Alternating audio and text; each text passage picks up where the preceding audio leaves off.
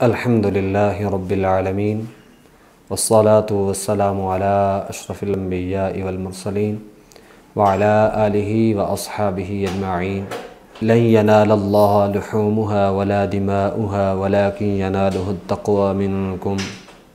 اللہ جل شانہ نے اس کائنات عالم کے اندر ہر طرح کی مخلوق کو پیدا فرمایا اور پھر ہر ادنا شے اعلیٰ پر قربان ہوتی ہے۔ کائنات عالم کے اندر اس کی بے شمار مثالیں موجود ہیں۔ قرآن مجید فرقان حمید میں قربانی کے دو مقام ایسے بیان کیے گئے ہیں کہ جن میں ایک قربانی حضرت آدم صفی اللہ کے بیٹے حابیل اور قابیل کے درمیان جو ہوئی اس کو بھی اللہ نے قرآن میں بیان فرمایا، اور پھر دوسری قربانی وہ تھی کہ جو حضرت ابراہیم خلیل اللہ علیہ السلام نے خود ادا فرمائی۔ حضرت ابراہیم خلیل اللہ علیہ السلام کے جب آپ نے اللہ کی رضا کی خاطر قربانی پیش کی، 8 ذی الحجہ کو جب آپ خواب دیکھتے ہیں تو اسی لیے اس کو یوم ترویہ کہا جاتا ہے، ترویہ یہ خواب سے ہے۔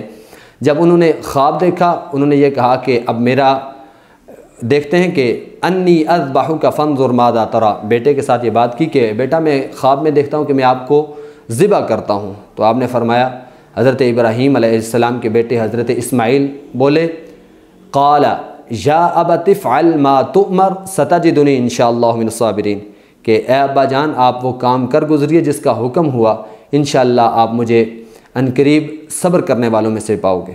پھر حضرت ابراہیم خلیل اللہ علیہ السلام نے یوں آپ نے اپنے بیٹے کے ساتھ قربانی کا آغاز کیا، اللہ کی رضا کی خاطر انہوں نے اپنے بیٹے کو اللہ کی راہ میں قربان کیا۔ تو اللہ رب کائنات نے فرمایا، قد صدقت الرؤیا انا کذالک نجزی المحسنین، کہ ابراہیم تو نے تو خواب کو بھی سچا کر دکھایا، تو یہ ہم اسی طرح یہ بہترین جزا دیتے ہیں نیکی کرنے والوں کو۔ اور اب چلتے ہیں احادیث کی روشنی میں قربانی کا حکم کیا ہے۔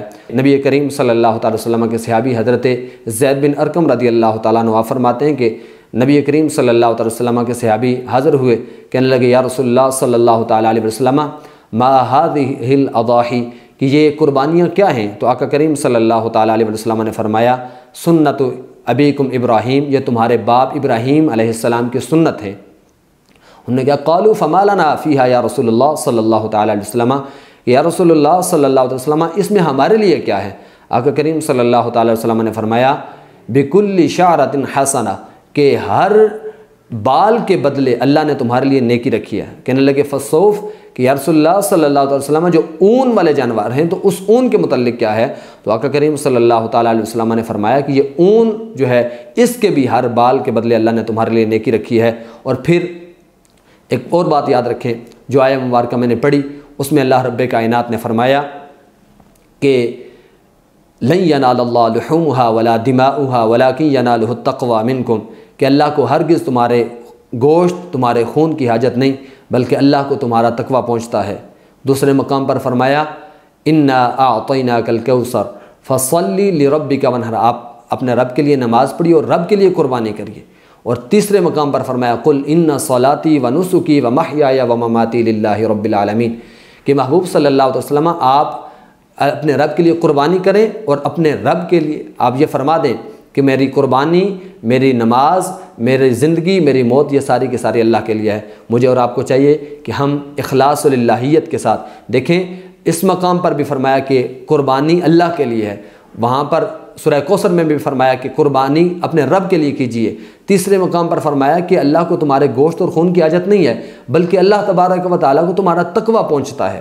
تو آپ اخلاص للہیت کے ساتھ یہ ہے کہ قربانی کریں۔ دعاؤں میں یاد رکھیے گا۔ اللہ حافظ، فی امان اللہ۔